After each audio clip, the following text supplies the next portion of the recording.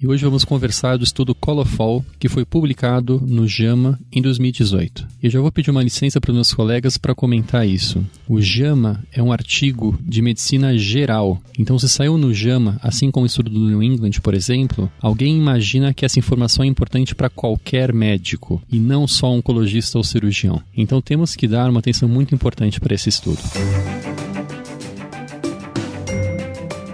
Os melhores papers publicados, interpretados a fundo por um time de especialistas em oncologia. Seja muito bem-vindo a mais um episódio do Clinical Papers Podcast, com Raniel Spencer, Tiago Biaki e Diogo Bugano.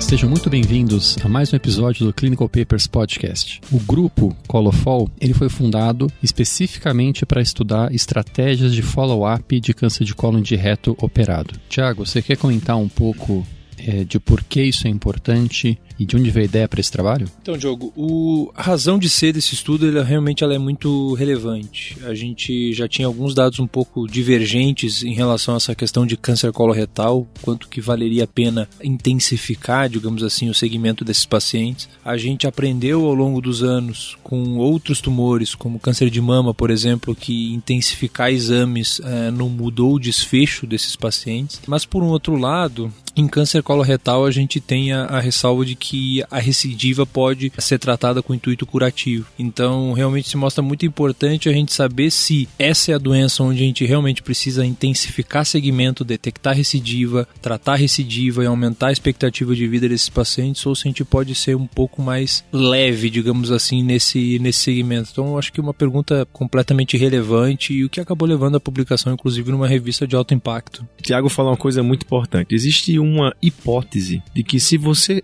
faz detecção de metástase, você consegue tratar e eventualmente até curar esses pacientes. A pergunta que tem que ser respondida é: se eu fizer uma detecção utilizando muitos métodos diagnósticos em um tempo mais rápido, se isso vai fazer diferença. Por exemplo, eu operei um paciente hoje e daqui a 3 meses eu faço exame, tomografia, ressonância.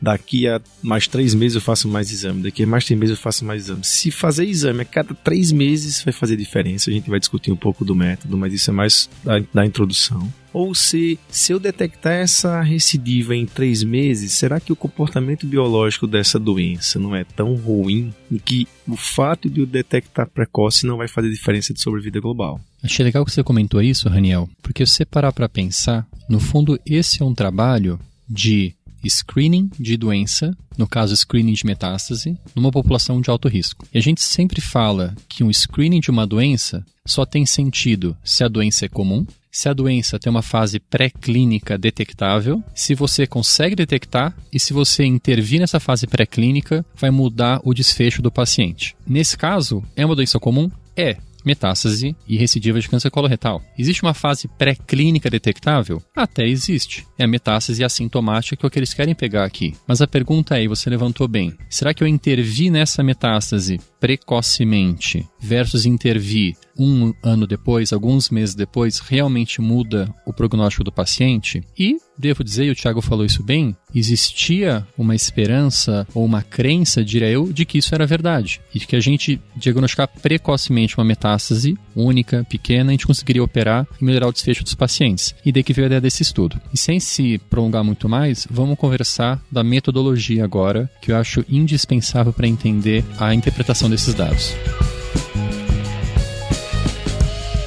Então, falando da metodologia, lembrar que os autores partiram da hipótese de que esse follow-up mais intensivo, né, que a gente vai descrever agora nos métodos, é melhor no sentido de diagnosticar precoce uma recidiva, tratar mais precocemente e, consequentemente, melhorar a sobrevida. Essa aí é uma hipótese que permeou esse estudo no começo. Então, esse trabalho ele terminou o recrutamento em dezembro de 2010 e alguns centros não preencheram alguns princípios para que eles participassem desse estudo. Uma das coisas que a gente percebe é que os centros que não tinham tantos casos por ano, né? Começaram com 50 pacientes por ano, depois terminaram reduzindo esse número para 20 pacientes tratados por ano. Eles terminaram saindo, mas mesmo assim a gente vai ver que o número de pacientes tratados foi enorme e atendeu ao princípio de recrutamento, e a gente vai ver também que mortalidade tudo foi muito baixa, dizendo que o tratamento realmente foi bom. Os critérios de inclusão, né, os pacientes tinham que ter sido operados com intenção curativa para tumor coloretal, adenocarcinoma coloretal, com idade inferior ou igual a 75 anos, e assim que eles operavam, dentro desses primeiros 3 meses eles faziam um exame base. Os critérios de exclusão foram doenças hereditárias, se o paciente tinha FAP, por exemplo, síndrome de Lynch. Aqueles pacientes que sofreram a ressecção local do câncer, a gente sabe que tumor T1, por exemplo, faz alguma ressecção local, não é o caso aqui. Expectativa de vida menor do que 2 anos devido a comorbidades. Esses critérios, eu não sei como ele chegou a isso, mas acho que pacientes ASA 4 com mais comorbidades, no resultado ele fala um pouco sobre isso. Também um outro critério de exclusão que eu achei assim muito subjetivo é inabilidade para tolerar uma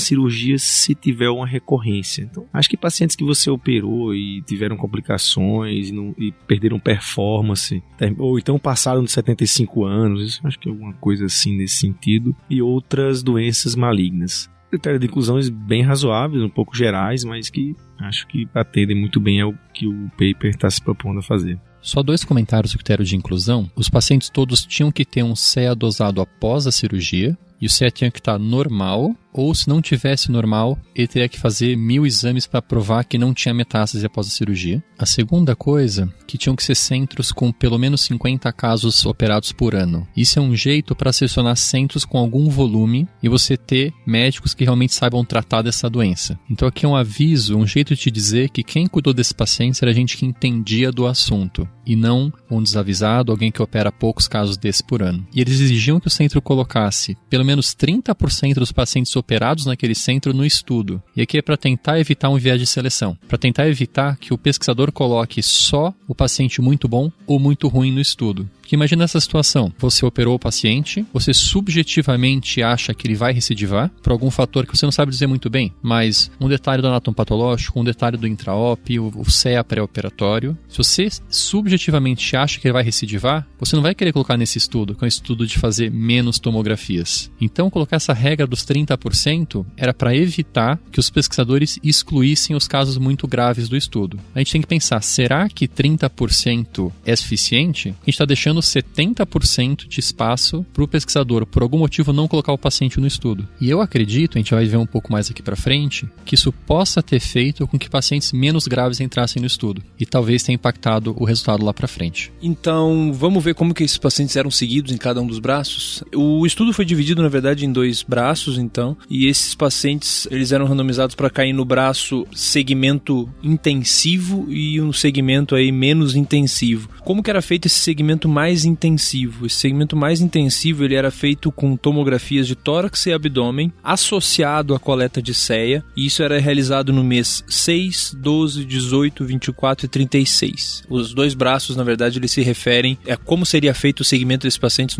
nos primeiros 3 anos, então, pós-tratamento. Já o braço menos intensivo, digamos assim, ele fazia, então, a tomografia de tórax e abdômen aos 12 e aos 36, ao término de 1 ano e ao término dos 3 anos, associado à coleta, então, do CEA. Os exames de pelve e exames de colonoscopia, enfim, eles eram realizados, então, a critério do investigador do estudo. Um detalhe da randomização, eles falaram que foi uma randomização em blocos de 10. Isso vai ser muito comum, você vê em vários estudos, randomização em blocos. Pensa a situação, você tem um centro e esse centro vai recrutar 10 pacientes. Se você gera uma lista única de randomização para todos os centros, pode acontecer de, por acaso, nessa sua lista que tem 13 mil pacientes, você ter 10 pacientes sequenciais que estão randomizados para o mesmo braço. E se por acaso o seu centro recruta esses 10 pacientes sequenciais, há um risco de, então, o seu centro colocar os 10 pacientes no mesmo braço. Ao criar blocos de 10, você garante que a cada 10 pacientes, você com certeza vai ter 5 num braço, 5 no outro. E assim você ameniza o risco de, em um centro, você ter muitos pacientes para um braço ou para o outro. Você garante que em cada centro vai ter mais ou menos equilibrado em cada braço.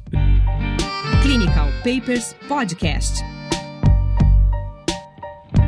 Me fala uma coisa vocês, o Tiago ou o Diogo. Quando o paciente tinha algum sintoma, ou quando é que ele escapava desse período pré-determinado e alguém investigava no meio, o que é que acontecia, né, para isso, nessa situação de sintomas ou alguma suspeita por alguma outra coisa? Sei lá, fez uma ressonância por algum motivo, existia essa abertura, né, para esse trabalho deixou bem claro, o segmento intensivo ou não, ele era só baseado na frequência das tomografias e do CEA. Essa é uma dúvida que eu fiquei quando eu estava lendo o estudo. Falei, caramba, o paciente é operado, faz um CEA pós-operatório e depois só daqui a 12 meses vai fazer uma tomografia, o paciente desaparece, o que acontece com ele? E não é bem isso. Os pacientes eles continuavam com segmento clínico ao longo desse tempo todo, e o intervalo de segmento clínico era decidido por cada médico, por cada centro. Eles só não podiam fazer tomografia e CEA. Se por acaso, durante o segmento clínico, algum médico suspeitasse de alguma coisa, e olha que interessante, ele não podia imediatamente pedir um exame. Ele tinha que discutir essa suspeita com o comitê do estudo daquele centro, para ver se a suspeita era autossuficiente que justificasse uma tomografia extra fora das planejadas no estudo. Isso aqui é um esforço deles, eu diria, quase sobre-humano, para tentar seguir o protocolo direitinho e evitar ao máximo tomografias. Porque senão, na primeira dor que o paciente tinha, se ele foi randomizado para fazer uma tomo daqui a 1 ano, o médico ia se desesperar e ia pedir uma tomo antes disso. Realmente, um grande mérito dos investigadores, lembrando que a gente está falando de estudo multicêntrico com vários centros em vários países diferentes, onde cada centro tem um comitê para decidir qual que seriam os critérios para ser feita uma tomografia num paciente que apresenta sintoma. E quais foram os desfechos, então, investigados aí nesse estudo? O desfecho primário foi mortalidade em 5 anos. E o outro desfecho coprimário aí, então, a mortalidade por câncer coloretal em 5 anos. E o que eles queriam então entender é se existiria uma diferença, a gente já vai falar sobre isso no método estatístico, entre os dois braços em termos de mortalidade geral e mortalidade câncer específica. Nos desfechos secundários, então, do estudo, basicamente a taxa de recorrência em 5 anos de follow-up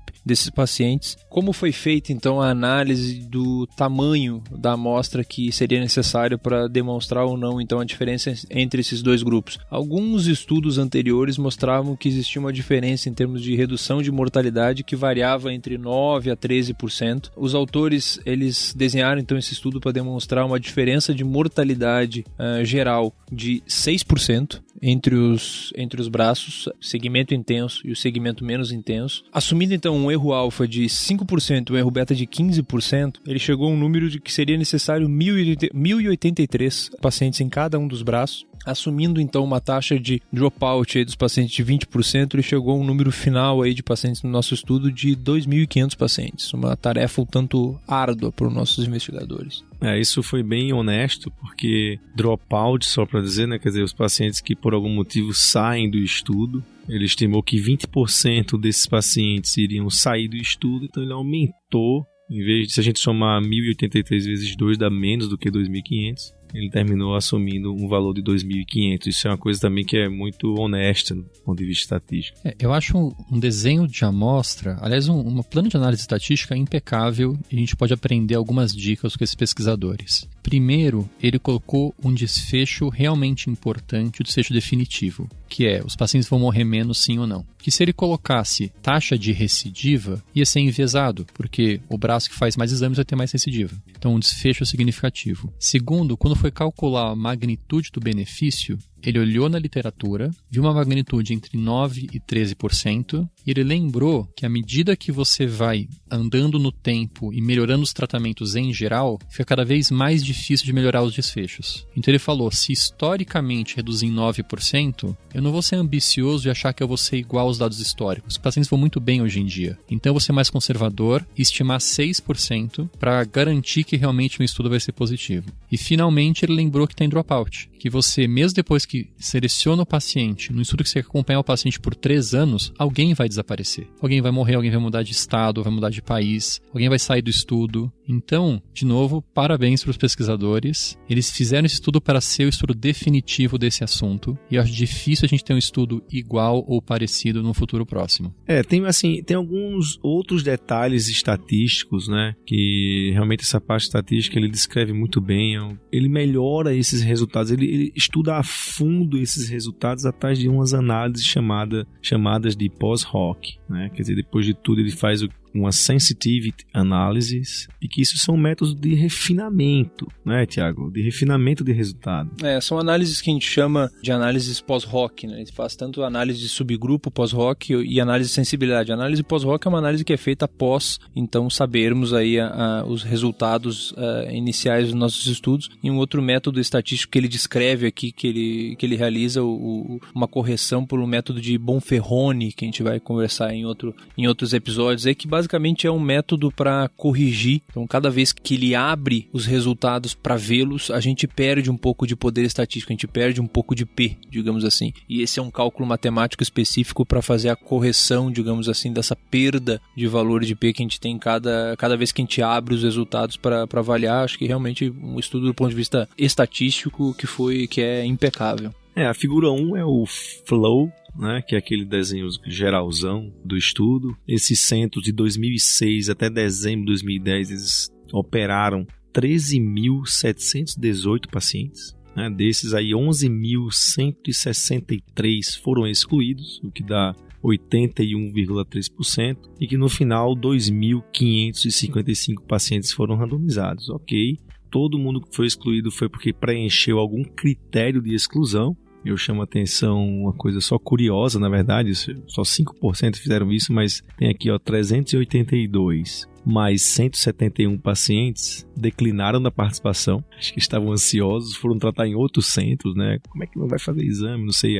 Eles foram tratar em outros hospitais ou declinaram. Isso foi importante, porque na introdução o autor fala que um dos motivos de fazer follow-up é a ansiedade do doente. E a gente subestima que só 5%, né, tem esse fator. Se o médico conversa bem com os pacientes, ele termina sobrepondo essa ansiedade. O fato é que 2.555, só lembrando que o número estimado foi 2.500, então ele atendeu esse critério, ficou 1.275 no braço de follow-up mais intensivo e 1.280 no braço de follow-up menos intensivo, com algumas saídas, mas 94,2% desses 1.275 foram incluídos no braço de segmento intensivo e 94,3% no braço de segmento menos intensivo, que dá um total de 1.250 pacientes incluídos para a análise de estatística final, o Intention to Treat Analysis, e também 1.256 no braço menos intensivo. Preencheu exatamente o que ele queria, os números são bem redondinhos disso aí.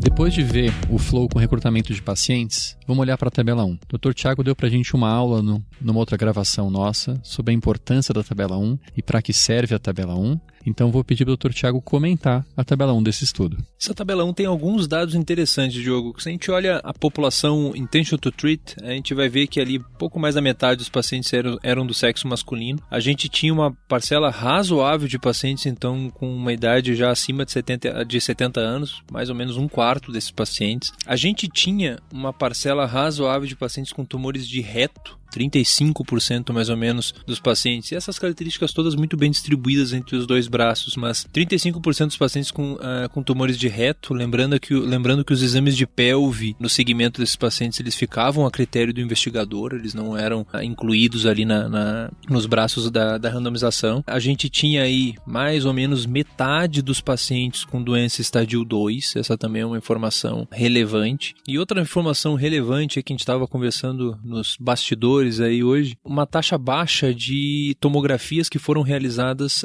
de forma não planejada, ou seja, isso que a gente estava falando agora sobre qual que seria o critério que levaria o investigador baseado em sintoma a fazer uma tomografia para investigar uma recidiva. Essa foi a incidência dessa tomografia não planejada, ela foi baixa, ela foi em torno de 6% num braço e 8% no outro, ou seja, a maciça maioria das tomografias que foram realizadas nesses pacientes foram dentro do protocolo protocolo, o que torna um pouco mais relevante aí os resultados que estão por vir. Eu acho que isso reflete um pouco o local que esses estudos foram feitos. Esse é um estudo que recrutou no norte da Europa e no Uruguai. No norte da Europa, que a gente sabe que usa uma medicina socializada, e por mais que o paciente queira, ou o médico queira fazer um exame a mais, uma tomografia a mais, a fonte pagadora, que é o governo, não vai pagar. E no Uruguai, que é um país de terceiro mundo, e que não há recurso para testes a mais. Eu acho muito difícil que eles conseguissem ter o mesmo número de tomografias não planejadas nos Estados Unidos, onde o teste é disponível, é barato, é pago pelos convênios. A gente comentou no nosso episódio sobre análise da tabela 1, que a tabela 1 tem 2 objetivos. Um deles é avaliar se a sua randomização deu certo.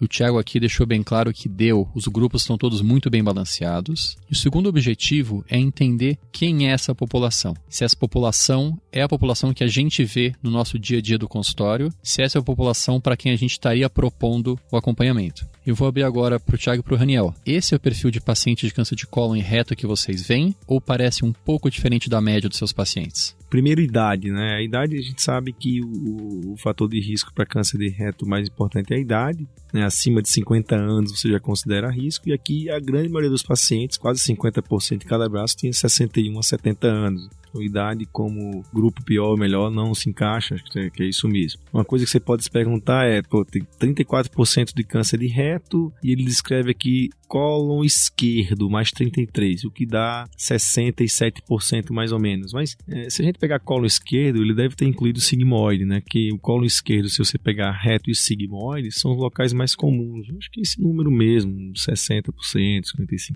60%. Tem muito paciente estadio clínico 2, realmente, 54%. Talvez esse número, se a gente incluísse, por exemplo, pacientes metastáticos do estadio clínico 1, ele ia se diluir dentro desse número total. Como o autor ele pegou pacientes 2 e 3, ficou meio a meio. Eu não tenho como responder se porquê isso, se você achou muito alto o estadiamento clínico 2, 54%, é isso?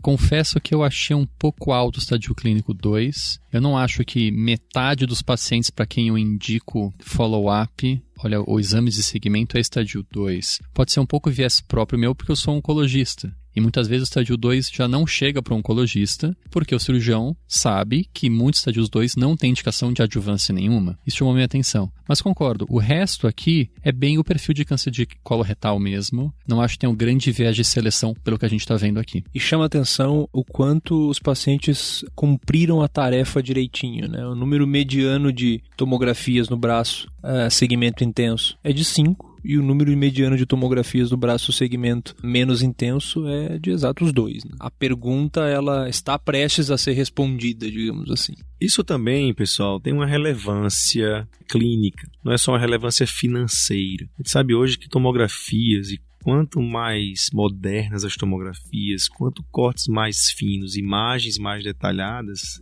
elas usam de muita radiação. A gente tem que ter cuidado com isso, né? Existem hoje trabalhos mostrando risco de segundos tumores pela realização de muitas tomografias. Então você pega um paciente de 40, 50 anos e faz nele 20 tomografias na vida, né? Se a gente pegar a tomografia de tórax, abdômen, pelve, né? Tem até um número meio chavão, né? Em torno de 1.200 raio-x, né? Fazendo esse tipo de coisa. A gente tem que pensar nisso, né? Fora a questão financeira, né, Diogo? Então tem sentido a gente otimizar o segmento no que se fala a tomografia, tanto por uma questão de custo relacionada a benefício e diminuir risco de segundos tumores, principalmente em pacientes mais jovens. Eu acho que isso faz todo sentido também. Bom, então a gente falou que o estudo é bem desenhado. A gente provou que ele foi bem conduzido, porque a randomização foi balanceada, os pacientes não são enviesados, seguiram o protocolo direitinho. Vamos ver o resultado disso. O resultado principal era mortalidade em 5 anos. A mortalidade em 5 anos foi de 13% nos pacientes que faziam mais tomografias e de 14,1% nos pacientes que faziam menos tomografias. Essa é uma diferença de 1,1%. O estudo foi desenhado para detectar uma diferença de 6% ou mais então o estudo foi negativo. Mesmo quando você olha a mortalidade específica por câncer de cólon, ela foi 10,6% no grupo de mais tomografias e 11,4% no grupo de menos tomografias, uma diferença de 0,8%, que também não é clinicamente significativa. Isso somado ao fato relevante de que no grupo que fez um follow-up mais intensivo se detectou mais doença, mas isso não se refletiu em ganho nem de sobrevida global, nem de doença específica. Então, uma coisa que chamou atenção, primeiramente falando aí de 50% dos pacientes no estudo tendo um estádio 3 de câncer coloretal, essa mortalidade, tanto a mortalidade geral quanto a mortalidade de câncer específica, ela foi relativamente baixa nos dois braços, né? Então, os pacientes foram muito bem após o tratamento, seja cirúrgico exclusivo ou cirurgia mais quimioterapia adjuvante. Isso talvez tenha dificultado, digamos assim, os autores a conseguir ver uma diferença entre os dois braços. E uma coisa que chama muita atenção, o Diogo tinha comentado antes, é que se o estudo fosse desenhado, enfim, para detectar mais recidiva no braço que faria mais exame, acho que essa seria uma resposta um tanto que óbvia. Quando a gente vai para os desfechos secundários do estudo, a gente vê que o braço que fez mais exame detectou 21% de recidiva e o braço que fez menos exame detectou 19% de recidiva. Tem um porém aí, né, Tiago? Detectar recidiva não quer dizer, ele faz um comentário sobre detecção mais precoce. Então, no grupo que fez mais exame, conseguiu detectar mais precoce. Essa detecção precoce, né, acho que é uma coisa que vale a pena comentar, porque é o foco disso. Se eu detectar precocemente e tratar logo, isso vai resolver. Parece que não teve influência também. Acho que isso vai muito de encontro ao que a gente estava conversando antes, que é a questão da recidiva nesse primeiro ano, eventualmente, né? Então, ele não detalha muito bem o momento que as recidivas foram diagnosticadas, mas a grande diferença, digamos assim, entre um braço e o outro foi a quantidade de exame no primeiro ano, talvez. E realmente, talvez essas recidivas que forem detectadas no primeiro ano são recidivas que não nos proporcionariam a possibilidade de levar esse paciente a um tratamento com intuito curativo. E talvez isso, o porquê de não sermos mais intensos no primeiro ano, não levar um ganho de sobrevida, como o Joe comentou. Bem colocado, Thiago. Que realmente, no fundo, o que diferenciava bem os dois braços eram os dois primeiros anos. Do ano 2 para o ano 3 era exatamente igual os dois braços. E acho que são duas perguntas. Primeiro, a gente tem tantas recidivas assim no primeiro ano? Eu devo dizer que não. A gente sabe que a maioria dessas recidivas acontecem no segundo ano de segmento. E a segunda pergunta que você colocou bem, será que o paciente que recidiva no primeiro ano, lembrando que muitos desses casos receberam químio, então são recidivas que aconteceram em vigência de químio ou poucos meses após a químio. Será que essa é uma doença ainda potencialmente curável com cirurgia? Ou será que essa é uma doença com uma biologia ruim que a cirurgia não vai curar? Eu acho que esses dois fatores podem sim ter influenciado aqui. Nem tanta gente recidiva no primeiro ano e quem recidiva vai muito mal. E por isso o estudo que dá mais investigação intensiva no primeiro ano talvez não consiga mostrar a diferença na sobrevida entre os dois grupos. Uma outra coisa que pode levantar alguma discussão em relação a esse estudo e que os investigadores tiveram essa preocupação de fazer numa das análises de subgrupo é que estava nos incomodando aí a alta parcela de pacientes então com estádio 2 nesse estudo, e quando eles avaliam em separado tanto o estádio 2 quanto o estádio 3, nem na parcela de pacientes com estádio 3, que a gente imaginava que ser mais intenso no segmento, aí sim nesse subgrupo pudesse ser detectado alguma diferença sobre a vida global, quando a gente avalia exclusivamente pacientes estádio 3, também não foi detectado ganho de sobrevida global em sendo mais intenso no estadiamento. Isso porque existem trabalhos que fazem essa diferença, né? Comparam um follow-up mais intensivo nesses grupos considerados de alto risco, e aí entra o estadiamento clínico 3. Então, acho que a gente está chegando ao fim. Vamos só comentar um pouco das limitações do estudo. Eu acho esse parágrafo de limitações muito importante, que o próprio autor fala das suas limitações, das suas dificuldades, dos prováveis vieses. Então, ele cita aqui, Diogo, 5 limitações, né? Uma que nos centros houve uma mudança dos responsáveis pelo estudo, né? Então essa mudança dos responsáveis, pegar um cara que não estava acompanhando todo o processo e colocar isso, pode ter interferido e enviesado de alguma maneira. Uma outra coisa que não foi possível fazer o blind do paciente. O que é isso? O paciente que entrava num braço, ele sabia que não estava fazendo muito exame. Eu acho que tinha como contornar isso, se fizesse o que a gente chama de sham procedure, né, que são procedimentos fake realmente, mas talvez por questões éticas ou dificuldades em comitês de éticas. Em cirurgia se faz esse tipo de estudo, né, fazendo procedimentos sham procedures, mas aqui ele terminou encarando isso como uma limitação, né, não fazer o blind, não cegar o paciente, e tocou o barco em frente. E uma coisa que o autor deixa muito claro como uma limitação do estudo dele é que, entre aspas, surpreendeu os autores é justamente a incidência baixa de evento, né? A pequena mortalidade que aconteceu nos 2 braços, na verdade, que acabou levando ao estudo a ser negativo. Realmente, uma parcela pequena de pacientes morreram, o que mostra que os pacientes foram muito bem, né, com o tratamento. Lembrando que quando o Diogo já falou isso, num episódio especial nosso, mas o estudo ser negativo não é ruim, muito pelo contrário. O que ele falou, você vai no abstract e viu que o estudo é negativo, você não lê, muito pelo contrário. Esse é um estudo que todo mundo esperava que fosse positivo. Esse é o negativo que todo mundo gosta, né? Exatamente, é um negativo que, poxa, que vai mudar a conduta. Isso aqui é um trabalho que muda a conduta, muda a forma de pensar, né? Muda toda uma rotina de segmento. E aí o autor conclui, né? Isso é legal, quando o paper ele faz uma pergunta, ele fez uma pergunta sobre vida global, estadio 2 e 3, um tratamento versus outro. Você chega na conclusão, mesmo estudo sendo negativo, ele não teve enrolação. Precisamos disso. Muito pelo contrário. A conclusão é bem sucinta, leve, responde diretamente à pergunta, né? Entre os pacientes estadia clínico 2 e 3 com câncer coloretal, o follow-up com tomografia ou CEA mais frequente comparado com menos frequente não mostrou diferença em resultado de sobrevida global e câncer específico. Isso é uma coisa bem simples, sincera, é muito boa ao meu ver. Os autores destacam um detalhe que é para cutucar todos nós. Ele fala, o que nós, autores, chamamos de segmento intensivo, com exames em 6, 12, 18 e 24 meses, de 6 em 6 meses, é o que está listado na maioria dos guidelines, NCCN, ASCO, etc. Eles levantam a dúvida, será que a gente deve revisar esses guidelines com base nesses dados? Não sei a resposta, mas eu acho que a gente vai ver mudanças nos guidelines sim, especialmente guidelines que são mais conservadores, mais pensando em ser custo-conscientes. O Thiago lembrou na introdução dele a história do câncer de mama. A gente passou por isso no câncer de mama. A gente passou por épocas na oncologia que a gente fazia tomografias de segmento para a situação que a gente está hoje em dia, que para alguns estádios de câncer de mama, o segmento é nenhum segmento de doença sistêmica, apenas rastreamento da mama para novos primários de mama. Talvez a gente vai chegar a algo parecido para o cólon muito em breve. Eu acho que quando a gente fala desses guidelines, na verdade, mesmo guidelines muito liberais, digamos assim, como o do NCCN, ele deixa uma margem muito grande, né? Então, tá lá, nos primeiros anos de um segmento tanto clínico de trimestral a semestral e tomografias de semestrais a anuais. E sempre existe uma dúvida de onde eu me posiciono. Então, eu faço a tomografia mais pro lado do 6 ou mais pro lado do 12. Acho que esse estudo, ele abre aí, junto com o FACS Trial, que também foi comentado nesse paper, ele começa a abrir as portas um pouco mais em direção ao lado direito. Talvez a gente tenha que realmente fazer um pouco menos de exame. Aí eu acho que